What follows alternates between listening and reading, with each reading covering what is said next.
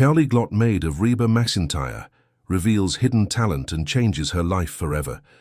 The crystal chandelier cast dancing shadows across the marble floors of the grand ballroom at the Nashville Palace Hotel, where the most powerful figures in country music had gathered for what would become the most talked-about night in industry history.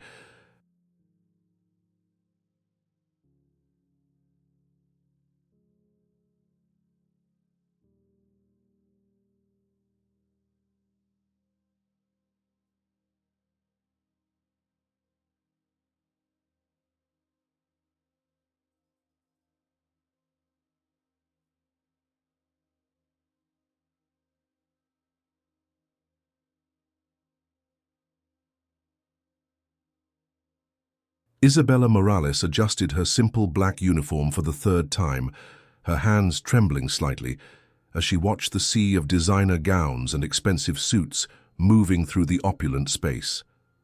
She had no idea that in less than 2 hours, her entire life would change forever in the most shocking way imaginable.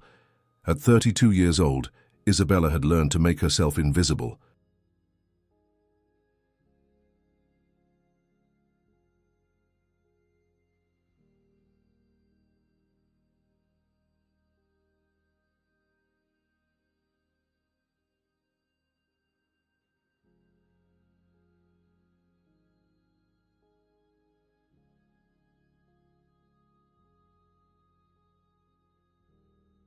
For the past 3 years, she had worked as a housekeeper in the sprawling mansion of Reba Mcentire, the undisputed queen of country music, and she had perfected the art of blending into the background. Tonight was no different, or so she thought. Her role was simple: stay close to Miss Reba, carry her extra lipstick, hold her purse during photo opportunities, and remain silent unless spoken to directly.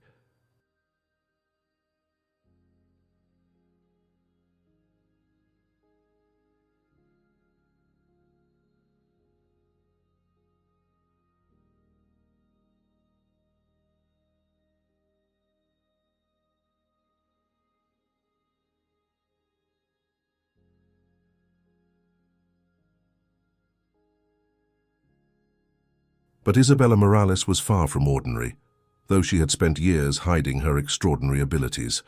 Behind her quiet demeanor and humble uniform lay a brilliant mind that could navigate through 8 different languages with the fluency of a native speaker.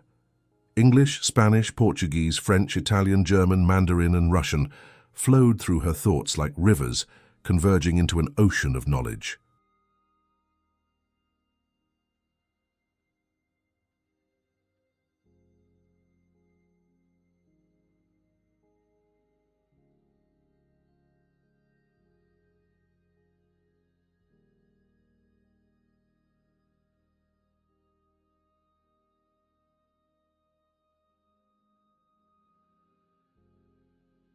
She held degrees in Linguistics International and International Relations from Georgetown University, achievements that seemed like distant dreams now as she stood in the shadows of Nashville's elite. The irony was not lost on her. Here she was, surrounded by people who traveled the world, who sang about dreams and determination, yet none of them knew that their help had once been courted by the United Nations to work as a senior interpreter.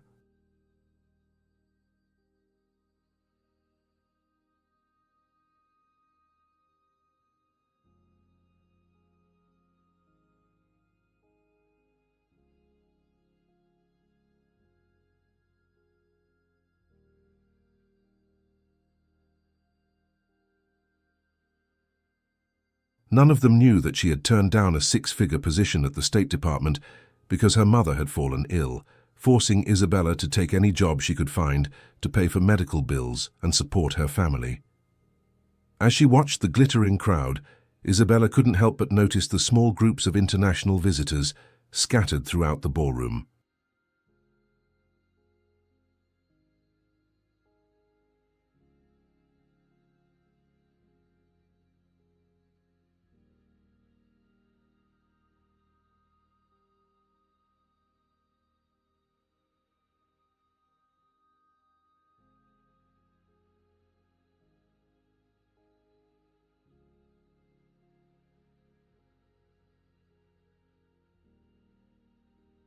She could hear fragments of conversations in languages she understood perfectly, business deals being discussed in hushed tones, cultural barriers creating misunderstandings that could easily be resolved with proper translation.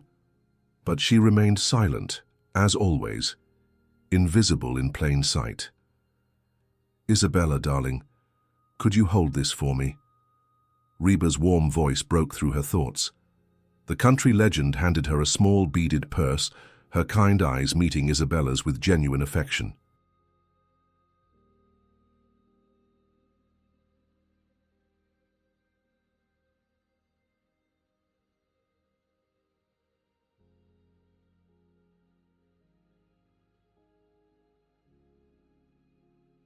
Reba Mcentire was unlike any employer Isabella had ever imagined. She treated her staff with respect, remembered their birthdays, asked about their families, and never made anyone feel lesser because of their position. "Of course, Miss Reba," Isabella replied softly, accepting the purse with careful hands. She had noticed over the years that Reba often observed her more closely than seemed necessary for a typical employer-employee relationship.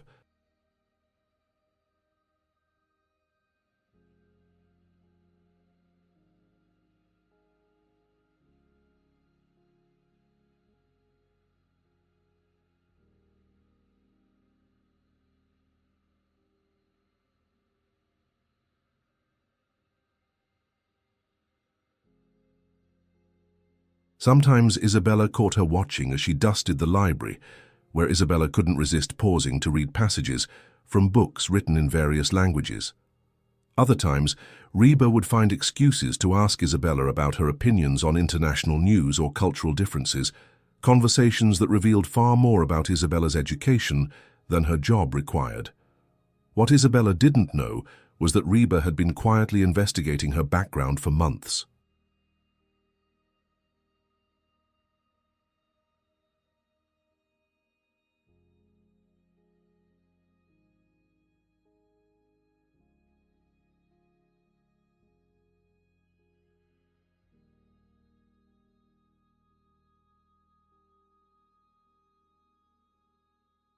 The country star had been intrigued by her housekeeper's obvious intelligence, the way she could solve complex problems, her perfect pronunciation when answering calls from international reporters, and the advanced literature she spotted Isabella reading during her breaks.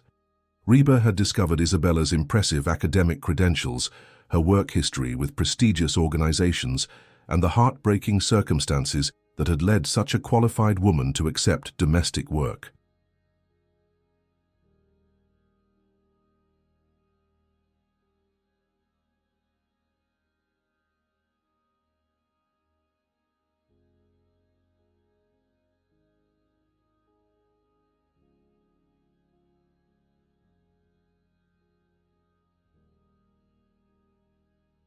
Tonight, Reba had brought Isabella to the gala with a purpose far beyond carrying purses and lipstick.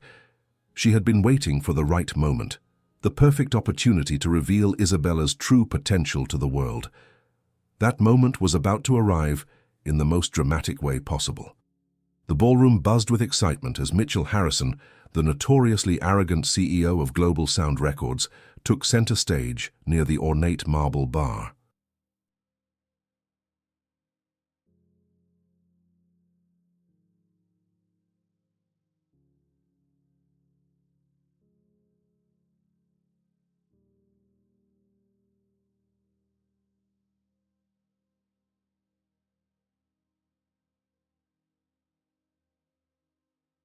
Harrison was known throughout the industry for his ruthless business tactics, his condescending attitude toward anyone he deemed beneath his status, and his ability to close deals that other executives couldn't even imagine.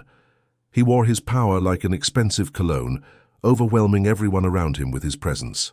Tonight, Harrison was orchestrating what could become the largest international distribution deal in country music history.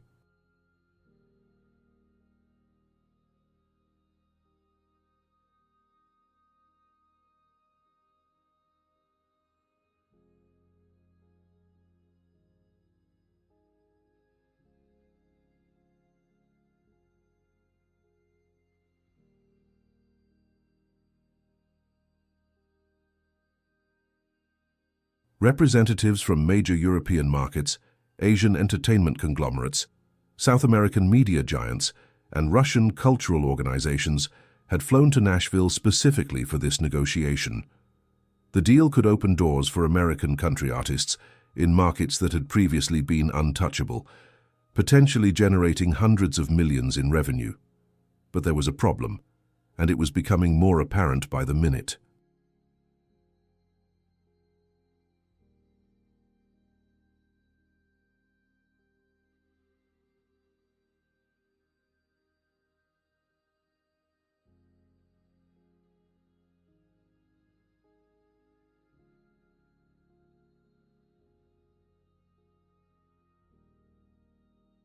The international executives, despite their impressive credentials and business acumen, were struggling to communicate effectively. The German representative spoke limited English, preferring to conduct serious business in his native language. The Chinese delegation felt more comfortable discussing complex financial terms in Mandarin. The Russian cultural attaché insisted on clarifying legal terminology in Russian before committing to anything.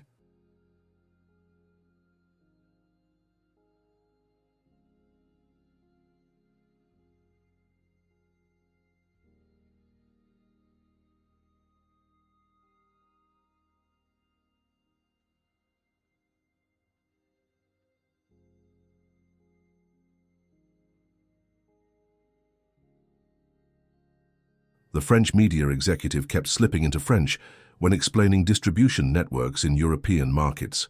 Harrison had arranged for professional interpreters, but the specialized nature of the entertainment industry, combined with the legal complexities of international contracts, was proving too challenging. Technical terms were being mistranslated, cultural nuances were being lost, and what should have been a celebration of global cooperation was rapidly becoming a Tower of Babel.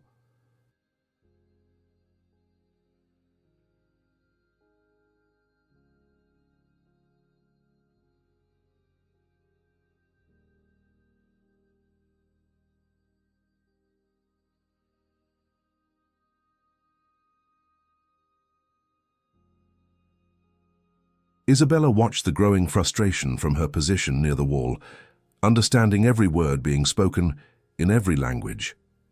She could see exactly where the communication was breaking down, which concepts were being misunderstood, and how simple clarifications could resolve the mounting tension. Her hands clenched the beaded purse more tightly as she fought the urge to step forward and help. The Chinese executive, Mr.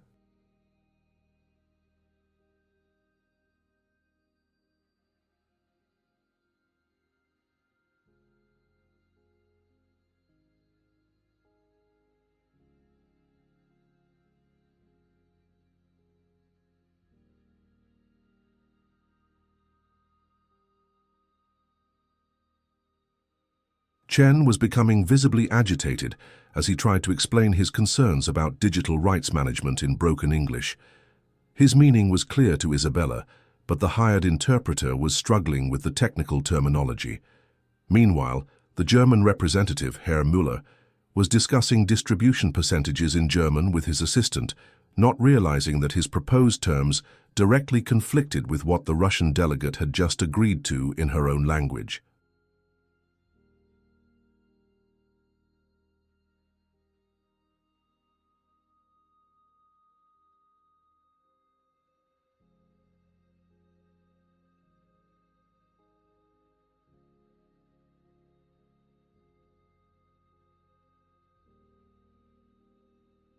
"This is becoming ridiculous," Harrison announced loudly, his voice carrying the sharp edge of frustration that everyone in the industry had learned to fear. "We're supposed to be closing the deal of the century, and we can't even have a proper conversation. These interpreters are useless." The hired interpreters exchanged nervous glances, clearly out of their depth with the specialized vocabulary and high-pressure environment.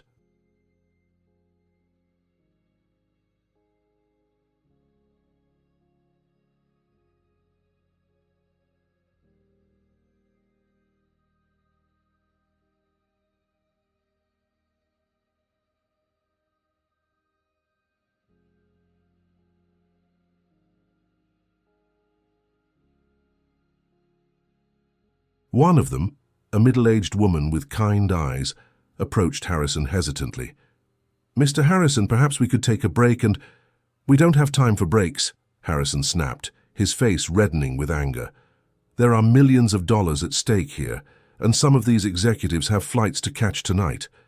We need to resolve this communication disaster now, or this entire deal falls apart." Isabella felt her heart racing as she watched the scene unfold.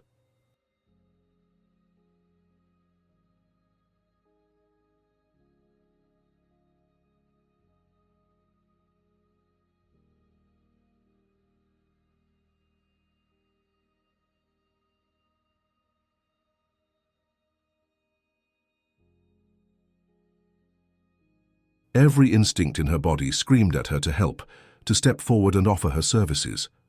She could resolve this entire situation in minutes, could facilitate the communication that would make this historic deal possible. But the memory of past humiliations held her back, the countless times she had been dismissed or ignored because of her position, her accent, or her appearance. From across the room, Reba was watching both the escalating crisis and Isabella's obvious distress.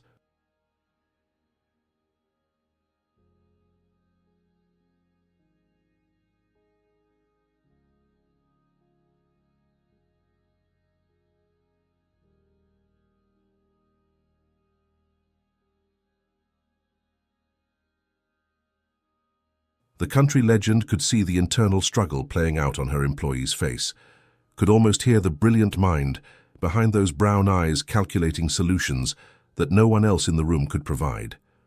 Reba knew that this was the moment she had been waiting for, the opportunity she had been preparing for months. But before Reba could make her move, Isabella surprised everyone, including herself, by taking a small step forward.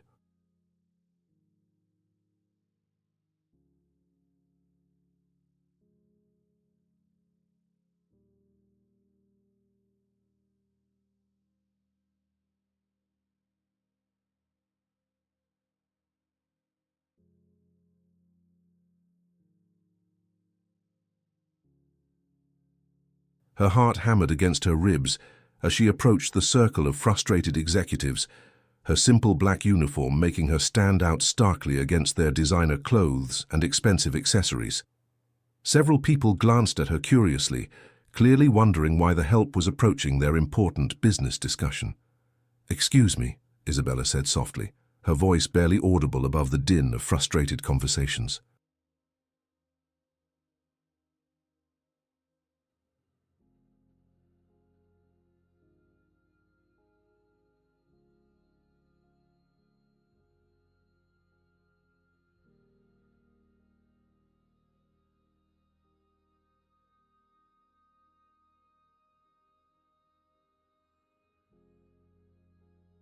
"I couldn't help but notice that you're having some communication difficulties. I might be able to assist with translations." The effect was immediate and brutal. Harrison's head snapped toward her, his eyes narrowing as he took in her appearance. The conversations around them gradually died, as executives turned to stare at the presumptuous housekeeper who dared to interrupt their high-level negotiations. "I'm sorry, what?" Harrison's voice dripped with disbelief and contempt.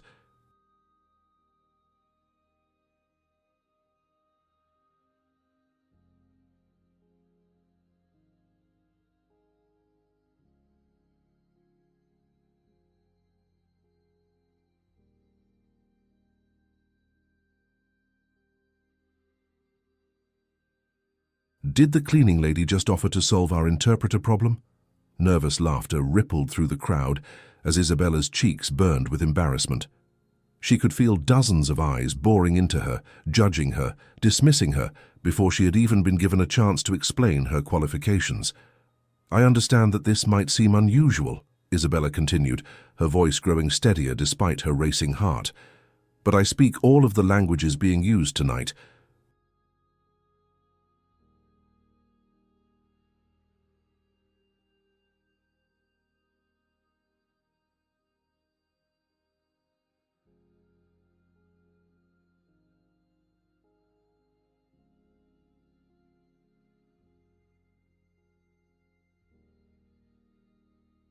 I have experience with— Oh, this is rich, Harrison interrupted, his voice growing louder as he sensed an opportunity to entertain his powerful audience.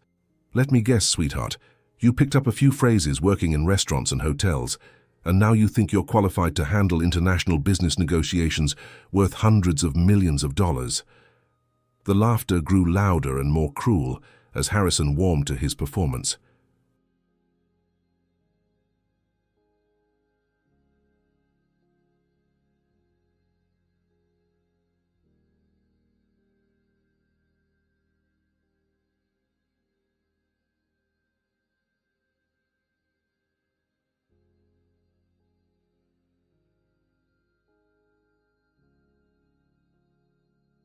Isabella felt her confidence crumbling, but something deep inside her refused to back down completely. She had come too far to retreat now. Actually, sir, I have degrees in linguistics and international relations from Georgetown University, and I'm fluent in 8 languages, including— Sure you do, honey. Harrison cut her off again, his voice now booming across the ballroom and drawing even more attention to the spectacle. And I'm the Pope.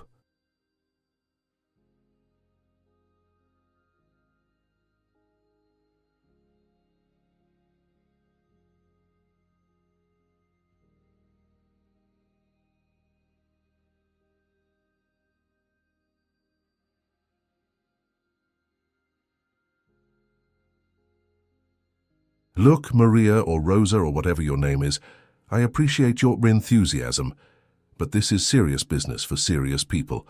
Why don't you run along and fetch us some more champagne? Leave the thinking to those of us who actually went to school. The humiliation was complete and devastating. Isabella felt as though the floor had opened beneath her feet, swallowing her whole in front of Nashville's most powerful people.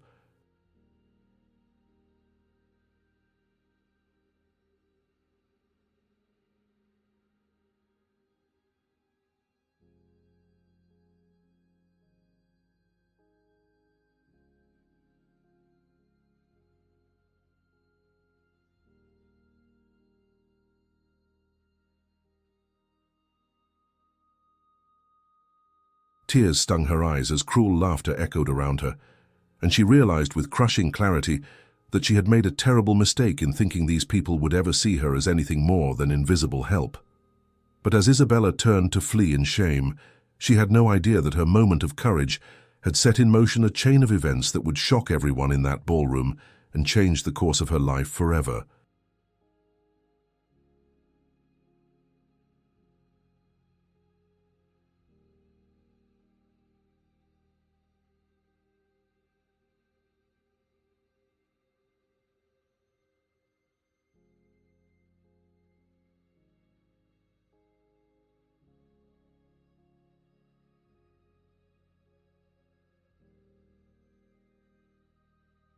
Reba Mcentire had seen enough, and the Queen of Country was about to remind everyone exactly why she had earned her crown.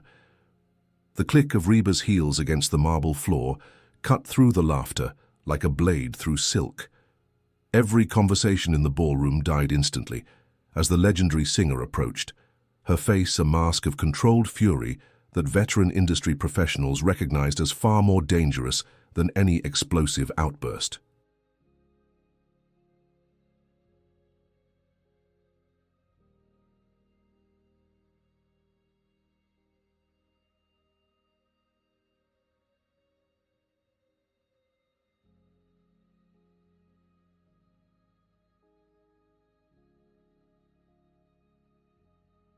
Harrison, still basking in the glow of his cruel performance, didn't notice the shift in atmosphere until it was far too late.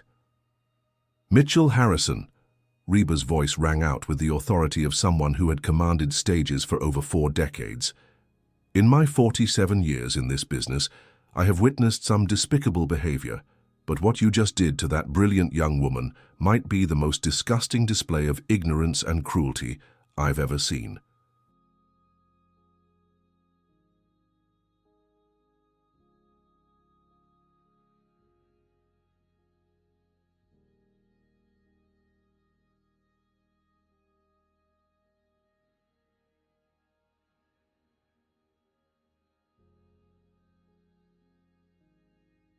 The silence that followed was so complete that Isabella could hear her own heartbeat echoing in her ears.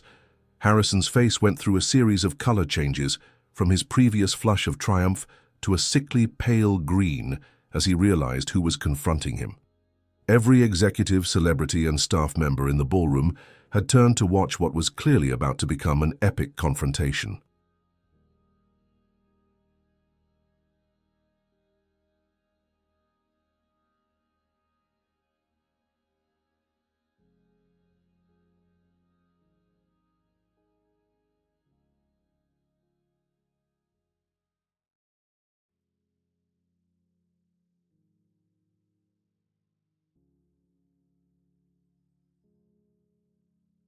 "Now hold on just a minute, Reba," Harrison stammered, his confident swagger evaporating like morning mist. "I was just having a little fun. No harm meant. You know how these industry events can get a bit lively." "A little fun?" Reba's voice rose with each word, her southern accent becoming more pronounced as her anger intensified.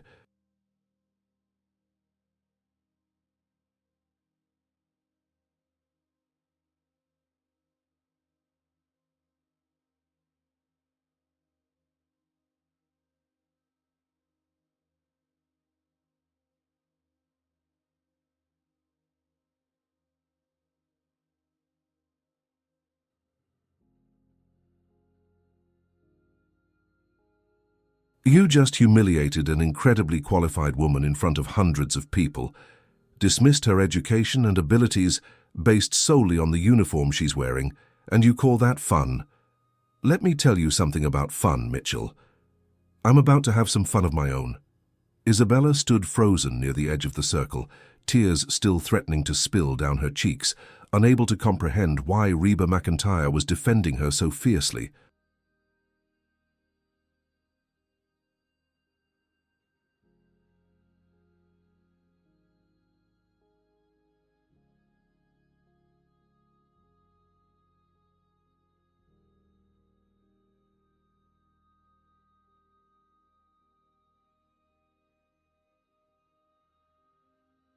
She had always felt that her employer was kind, but this level of protection seemed to go far beyond normal professional courtesy. "Reba, please?" Harrison attempted to regain his composure, glancing nervously at the international executives who were watching with intense curiosity. "Let's not make a scene over a simple misunderstanding. I'm sure your employee is perfectly lovely, but this is a complex business negotiation requiring genuine expertise."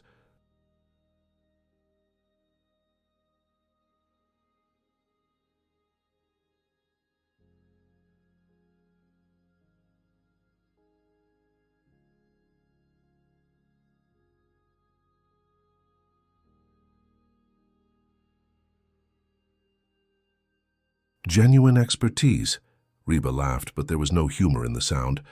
"Mitchell, you arrogant fool, you just dismissed someone with more genuine expertise than half the people in this room. Isabella Morales doesn't just speak those 8 languages.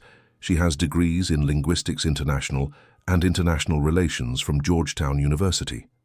She graduated summa cum laude with a 4.0 GPA and was recruited by the United Nations as a senior interpreter."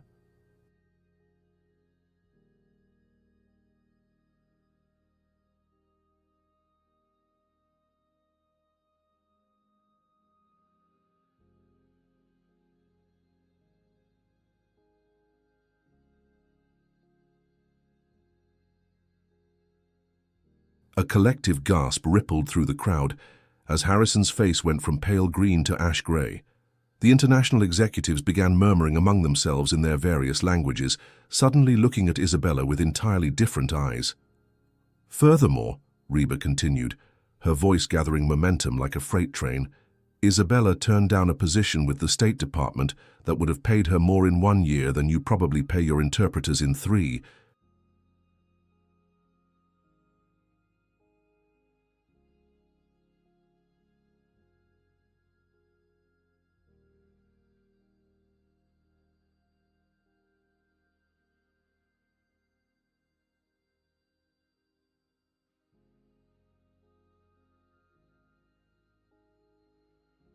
because she chose to care for her sick mother instead of pursuing her own career ambitions. So when you mock her dedication and intelligence, you're not just insulting an employee, you're insulting one of the most selfless and brilliant people I've ever had the privilege to know. Harrison opened his mouth to respond, but Reba wasn't finished. She turned to address the international executives directly, switching effortlessly into perfect German as she spoke to Herr Müller.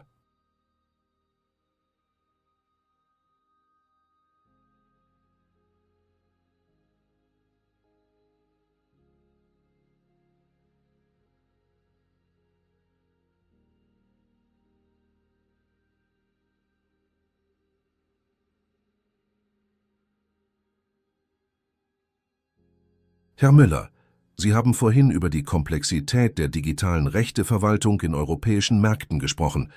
Isabella hat jedes Wort verstanden und könnte Ihnen dabei helfen, die technischen Einzelheiten zu klären, die Ihre Dolmetscher nicht erfassen konnten.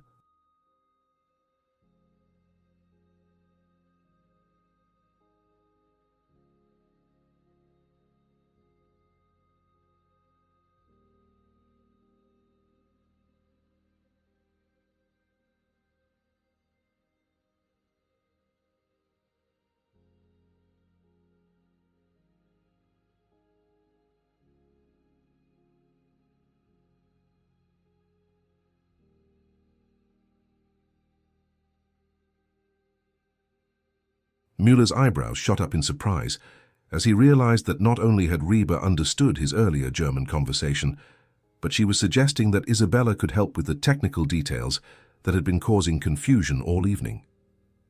Reba then turned to the Chinese delegation and continued in fluent Mandarin, Chen Xian Sheng, Nin Gang Chai Tichu de Guanyu Shuzi Bangquan Guanli de Dangshen, Isabella Wangquan Lijie Nin de Yis.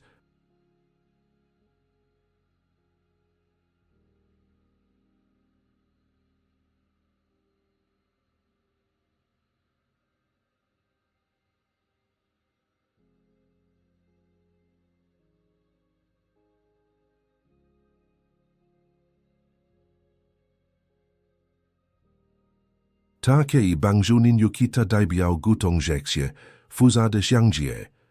Mr. Chen's eyes widened in amazement as he heard his exact concerns about digital rights management being articulated perfectly in his native language. He began nodding enthusiastically, clearly impressed by what he was hearing.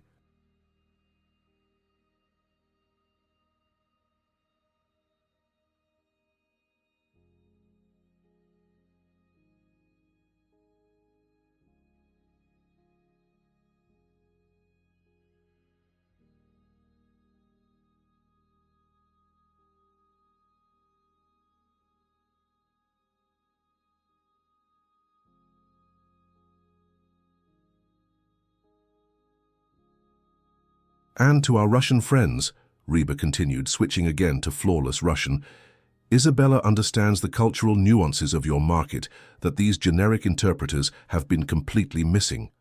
She could have prevented the 3 major misunderstandings that have occurred in just the past hour. The Russian cultural attaché, Yelena Volkov, stepped forward with obvious interest.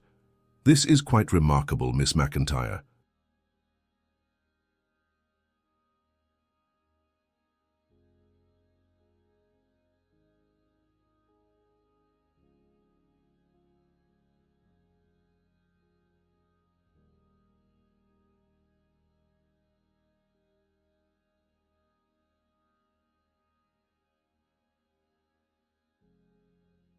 Are you saying this young woman has been here all evening, understanding our conversations while we've been struggling with inadequate translation? That's exactly what I'm saying, Reba replied, switching back to English. Isabella has been watching this entire negotiation fall apart because of communication barriers that she could have resolved in minutes, but she was too respectful to interrupt what she thought was being handled by professionals.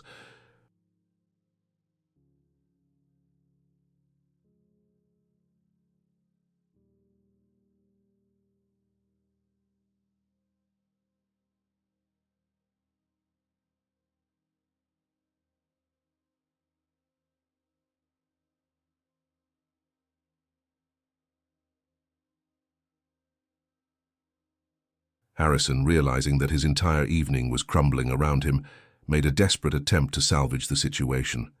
"Well, that's very impressive, Reba. But surely you understand that proper protocol requires—" "Protocol?" Reba's voice cracked like a whip. "You want to talk about protocol, Mitchell? Let me tell you about protocol. Protocol would have been treating a Georgetown graduate with respect instead of making racist assumptions based on her appearance."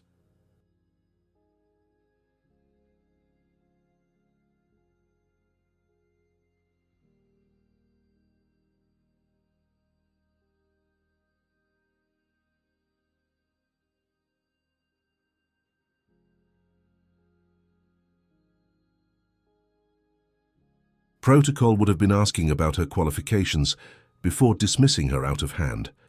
Protocol would have been recognizing talent when it offered to help, instead of humiliating someone in public for your own entertainment.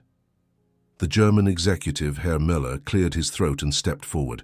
"Miss Mcentire, if I may, could we perhaps test these claims? I would be very interested to speak with Miss Morales, was it? About some of the technical issues we've been discussing."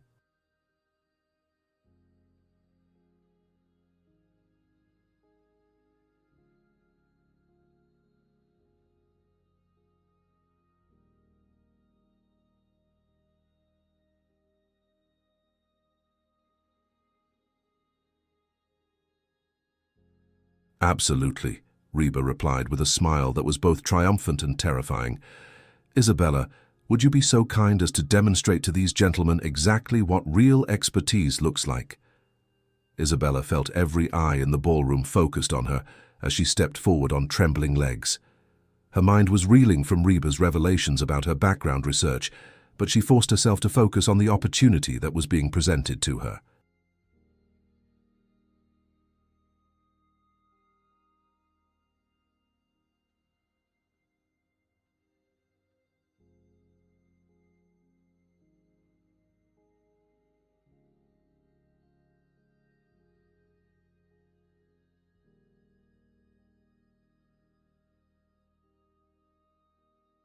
"Guten Abend, Herr Müller," Isabella begann in perfect German, her voice growing stronger with each word. "Ich habe Ihre Bedenken bezüglich der Streaming-Rechte in Deutschland verstanden. Das Problem liegt nicht in den grundlegenden Vertragsbedingungen, sondern in den unterschiedlichen Interpretationen der GEMA-Bestimmungen für internationale Künstler."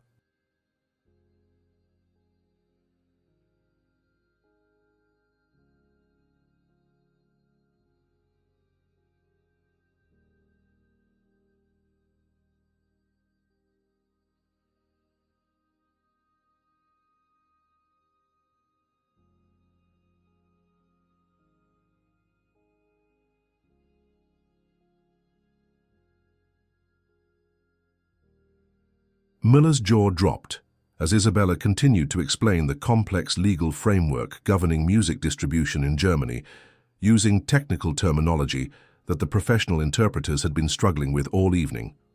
She outlined 3 specific solutions to the licensing issues that had been blocking progress for over an hour. "Mein Gott," Müller whispered, turning to his assistant who was furiously taking notes.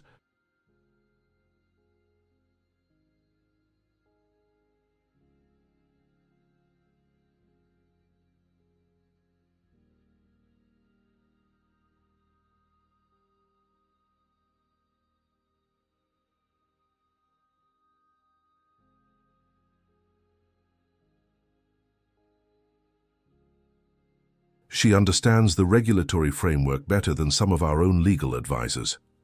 Without pausing, Isabella turned to the Chinese delegation and began speaking in fluent Mandarin, addressing Mr. Chen's concerns about digital piracy protection and revenue-sharing models in Asian markets. Her explanation was so clear and comprehensive that Chen began nodding enthusiastically before she had even finished.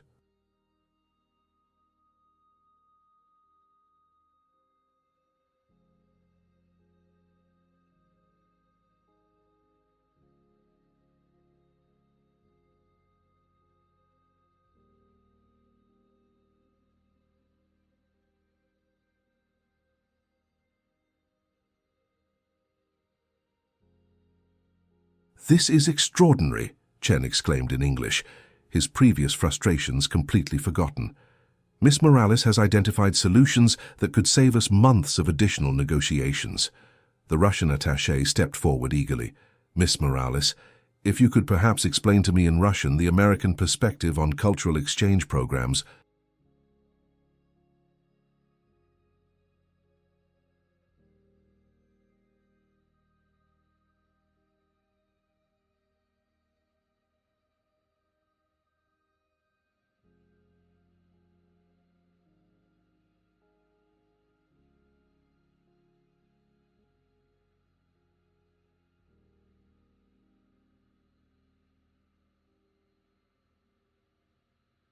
Isabella smiled for the first time all evening as she launched into a detailed explanation in perfect Russian about how American country music could be adapted for Russian audiences while maintaining its authentic cultural identity. She discussed market penetration strategies, cultural sensitivity considerations, and potential collaboration opportunities that could benefit both industries.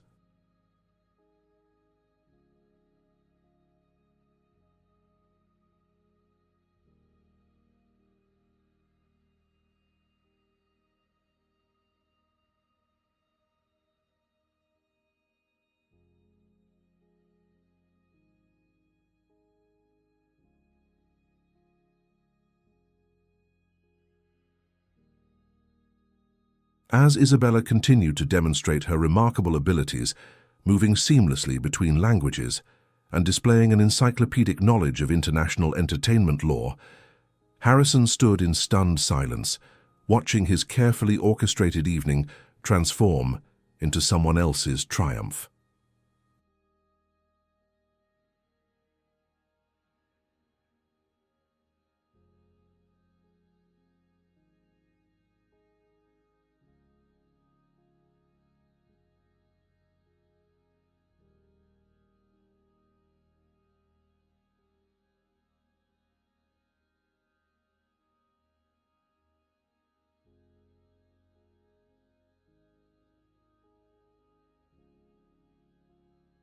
The other executives began gathering around Isabella, eagerly asking questions in their native languages and receiving articulate, knowledgeable responses that far exceeded anything they had experienced from the professional interpreters. Within 30 minutes, Isabella had resolved every major communication barrier that had been plaguing the negotiations all evening, but Reba Mcentire wasn't finished with Mitchell Harrison.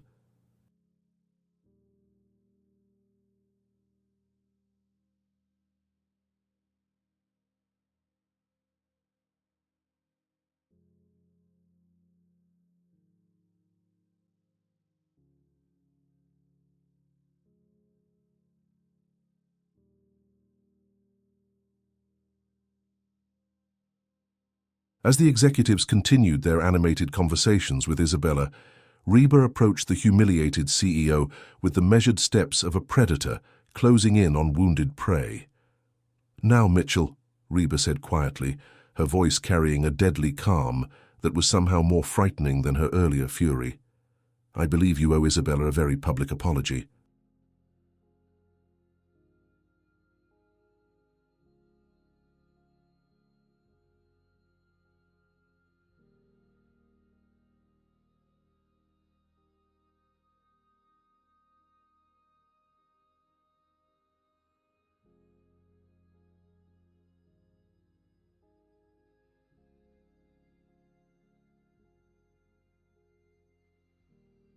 And after that, we're going to have a little discussion about respect, dignity, and the consequences of underestimating people based on their appearance. Harrison looked around desperately for an escape route, but found himself surrounded by witnesses to his humiliation. The evening that was supposed to cement his reputation as the most powerful deal-maker in Nashville was instead becoming the night that would destroy his credibility forever.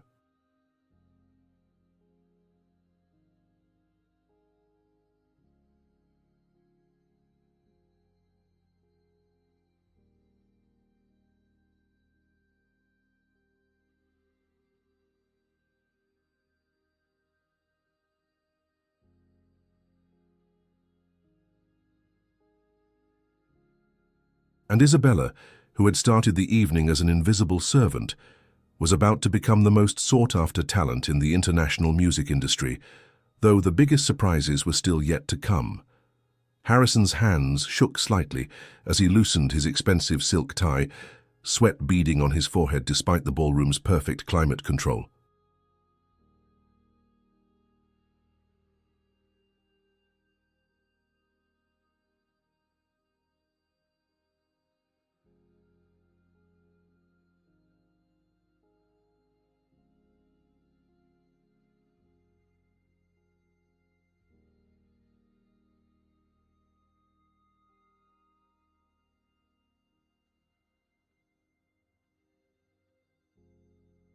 The man who had entered this evening as the undisputed king of international music distribution was now watching his empire crumble in real time, and the worst part was that he had orchestrated his own destruction.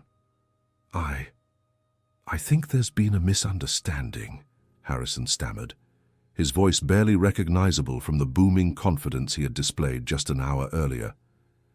"Miss Morales, I clearly misjudged the situation, and I sincerely apologize for any offense I may have caused."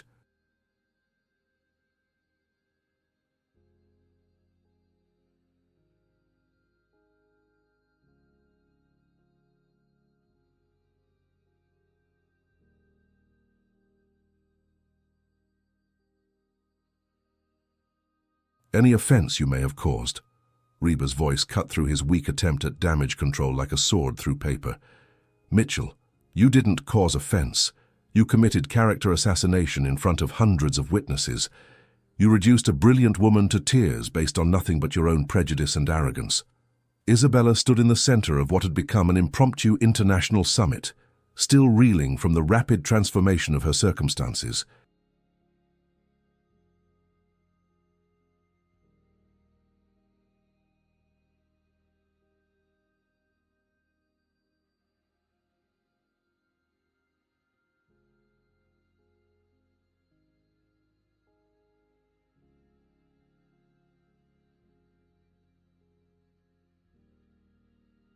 The executives who had been dismissing her existence 30 minutes ago were now hanging on her every word, asking detailed questions about market penetration strategies, cultural adaptation techniques, and regulatory compliance issues that she answered with the expertise of someone who had spent years studying these exact topics.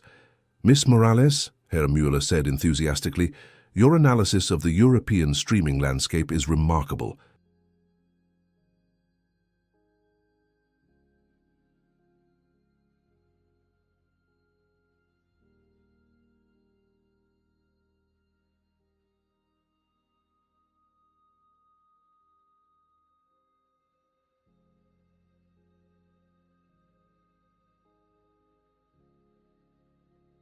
"Have you considered consulting independently? I can think of several major projects that would benefit enormously from your expertise." Before Isabella could respond, Mr. Chen stepped forward with equal enthusiasm. "Miss Morales, our Beijing office has been searching for someone with your exact qualifications for months. The salary package we could offer would be quite substantial."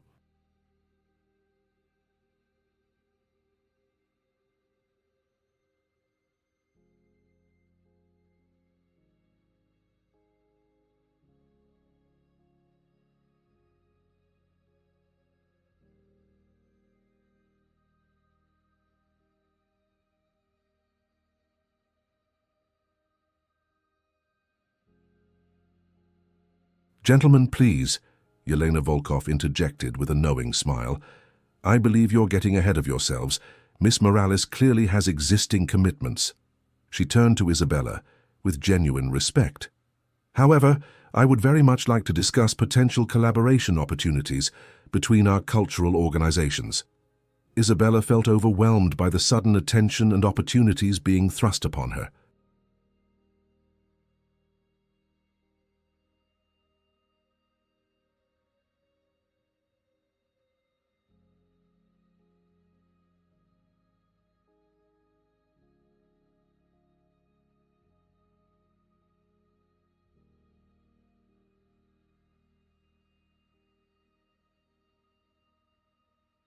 For 3 years, she had cleaned toilets and dusted furniture while dreaming of using her education for something meaningful. Now, some of the most powerful people in international entertainment were competing for her attention, and she didn't know how to process the emotional whiplash. But Reba wasn't finished with her lesson in consequences. "Mitchell," Reba called out, her voice carrying clearly across the ballroom. "I believe these gentlemen are still waiting for that apology I mentioned."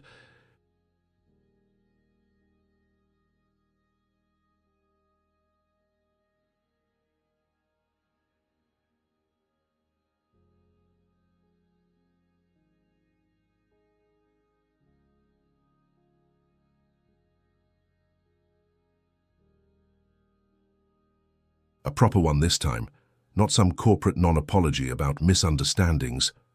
Harrison looked around desperately, hoping to find some way to escape the public humiliation, but every face in the crowd was watching expectantly. Several people had their phones out, clearly recording what was rapidly becoming the most talked-about incident in Nashville history.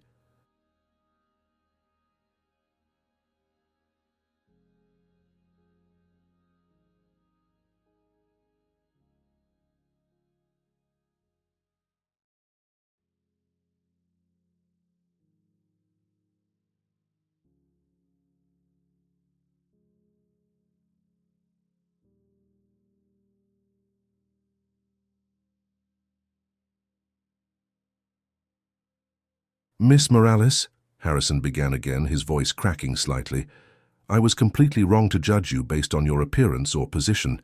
Your qualifications are obviously exceptional, and I deeply regret my inappropriate comments. I hope you can find it in your heart to forgive my ignorance." Isabella studied his face for a long moment, seeing none of the cruel amusement that had been there earlier, only genuine fear and desperation. "Mr.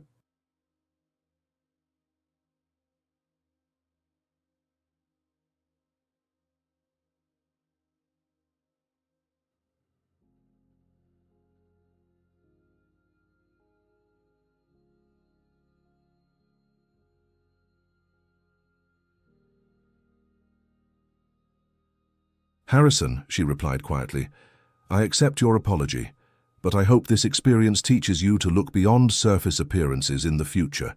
You never know who might surprise you." Her gracious response only made Harrison's earlier behavior appear more reprehensible by comparison, and several people in the crowd murmured their approval of her dignity under pressure. But Reba had one more devastating blow to deliver.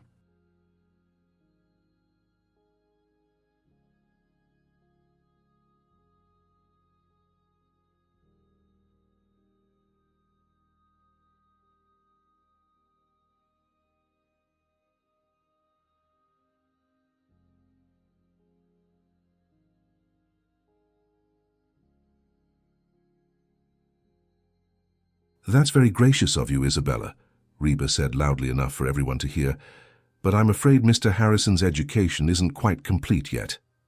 She turned to face Harrison directly, her eyes blazing with righteous fury.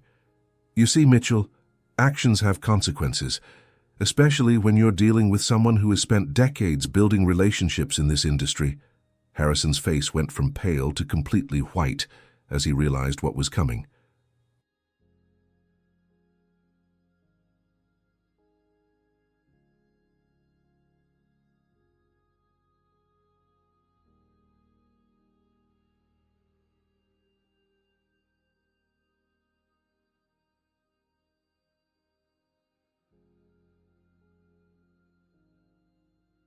"The deal you've been working on all evening, this grand international distribution agreement that was supposed to make you the most powerful man in Nashville.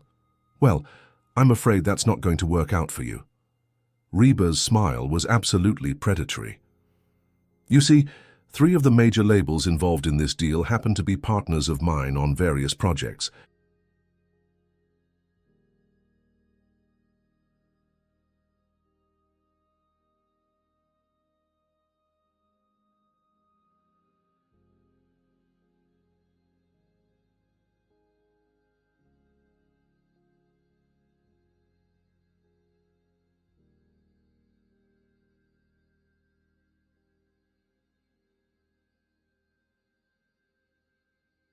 And after witnessing your disgusting behavior tonight, I'm going to make sure they know exactly the kind of person they'd be doing business with. Reba, please, Harrison begged, all pretense of dignity abandoned. You can't destroy my career over one mistake. I have a family, employees who depend on me. You should have thought about that before you decided to humiliate an innocent woman for your own entertainment, Reba replied coldly. Besides, I'm not destroying your career, Mitchell.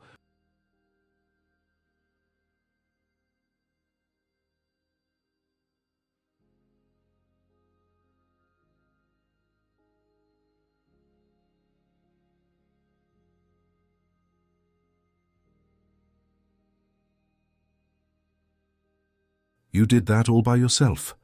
I'm just making sure the right people know about your true character.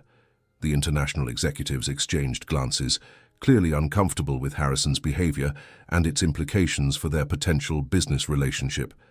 Mr. Chen was the first to speak. Mr. Harrison, I must say that this evening has given me serious concerns about conducting business with someone who treats people in such a manner.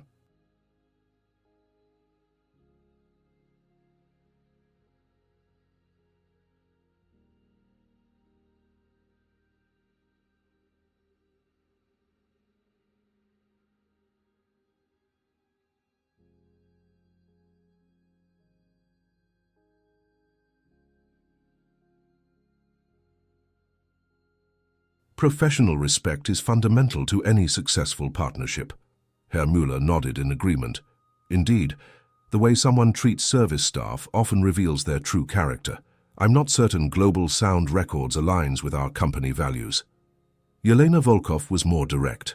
Mr. Harrison, the Russian Cultural Ministry places great emphasis on dignity and respect in all our business relationships. After tonight's display, I cannot recommend proceeding with our planned collaboration.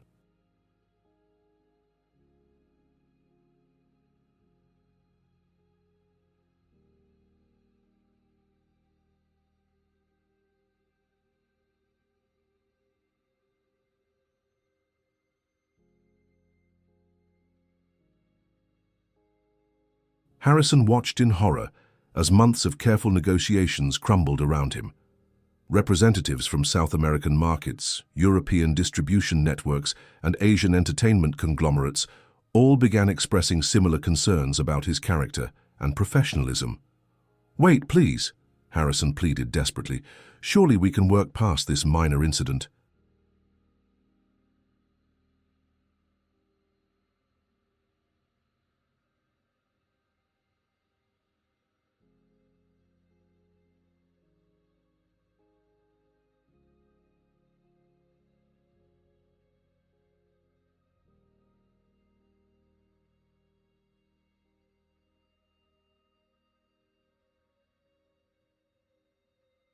Think about the opportunities we're discussing, the potential profits. Minor incident? Reba's voice rose to a volume that commanded attention from every corner of the ballroom.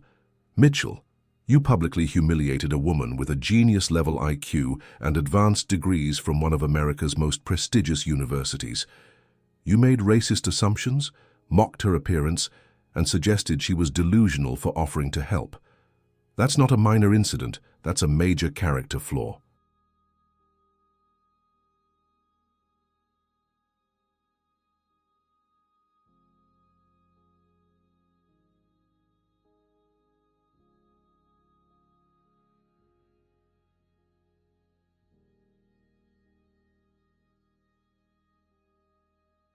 As if the evening couldn't get worse for Harrison, Isabella's demonstration of expertise had attracted attention from other industry professionals who hadn't been part of the original negotiations. A talent agent from Creative Artists Agency approached with obvious interest. "Miss Morales, I'm Sarah Patterson from CAA. I've been listening to your conversations this evening, and I have to say, your knowledge of international markets is extraordinary."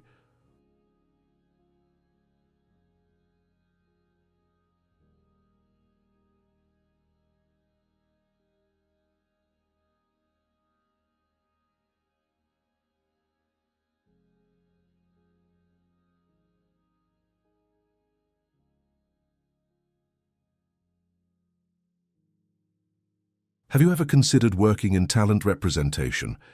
We have clients who desperately need someone with your linguistic abilities and cultural expertise. A music producer from Sony Nashville joined the growing circle around Isabella. Miss Morales, I'm David Rodriguez from Sony. We've been struggling to break our artists into international markets because of communication barriers, exactly like what we witnessed tonight. Your skills could revolutionize how we approach global expansion.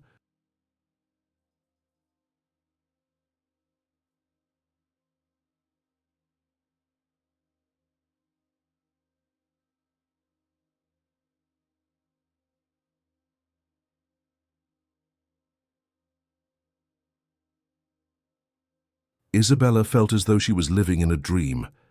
Less than 2 hours ago, she had been invisible help, and now some of the biggest names in the entertainment industry were offering her career opportunities she had never dared to imagine.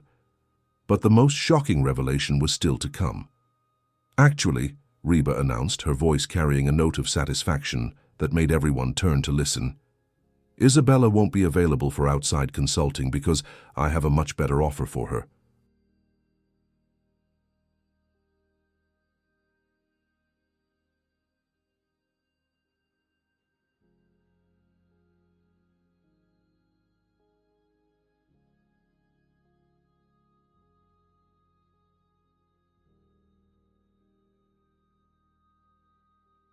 She paused dramatically, ensuring she had everyone's complete attention.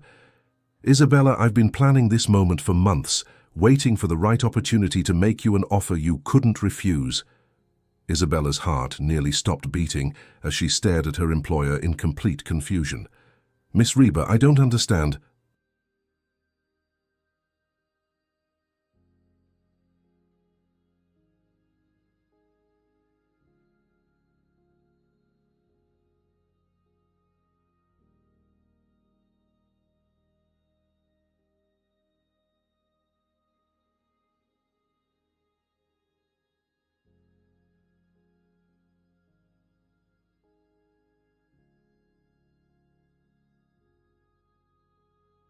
Isabella, darling, I want to offer you the position of Director of International Relations for Mcentire Entertainment Group, with a starting salary of $300,000 annually, plus bonuses, plus equity participation in all international ventures. Reba's announcement sent shockwaves through the crowd.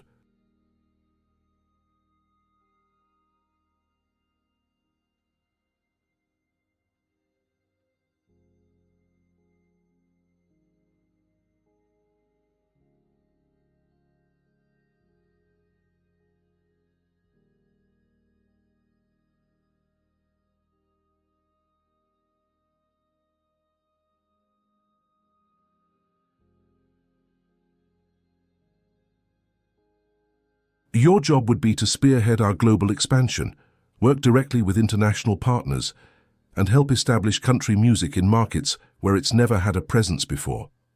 The ballroom erupted in excited murmurs as people realized they were witnessing not just a confrontation, but a complete transformation of someone's life in real time. Isabella felt her knees go weak as the magnitude of the offer hit her.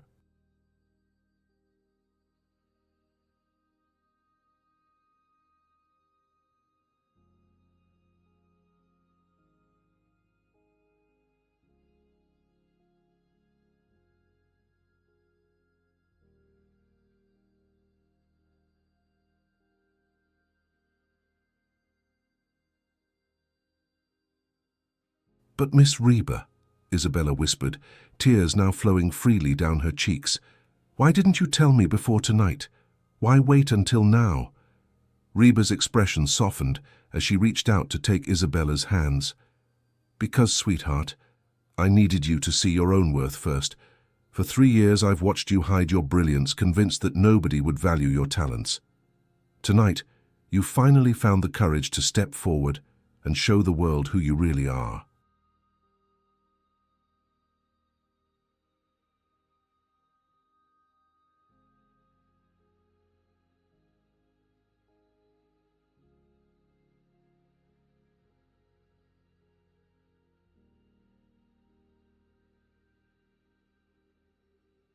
That courage was the final qualification I was waiting for. The crowd watched in stunned silence as the implications of Reba's revelations sank in. This hadn't been a spontaneous defense of an employee. It had been a carefully orchestrated demonstration designed to launch Isabella into a career that matched her extraordinary abilities. Harrison, meanwhile, was learning that his humiliation was far from over.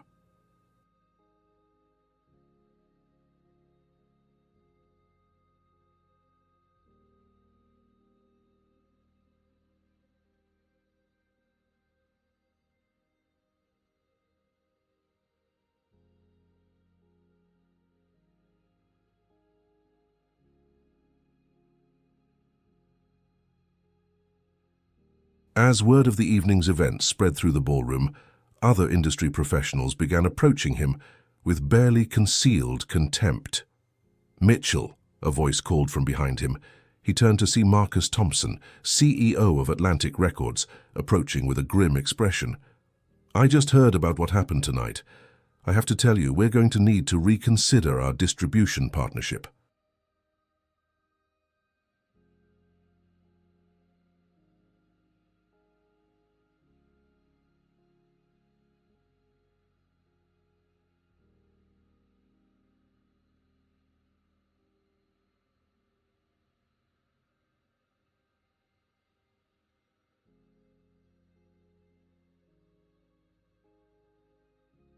Atlantic doesn't do business with people who treat others the way you treated that young woman.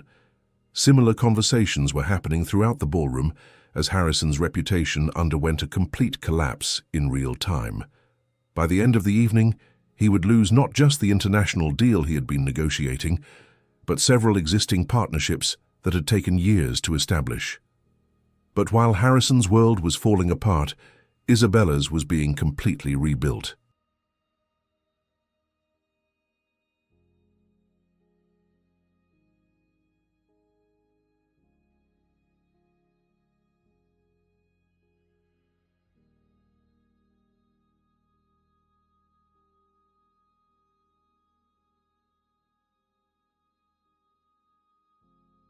As she stood surrounded by offers, opportunities, and newfound respect, she realized that this night had changed everything about her future. The invisible servant had become the most visible success story in Nashville, and the journey had only just begun.